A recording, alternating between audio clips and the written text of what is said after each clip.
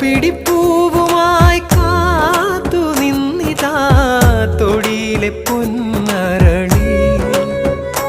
ഓ കുളി കഴിഞ്ഞെത്തും കാമിനി നിൻ വാർമുടിപ്പീലിൽ ചൂടിക്കുവാൻ ഇന്നോളം ഞാൻ കണ്ട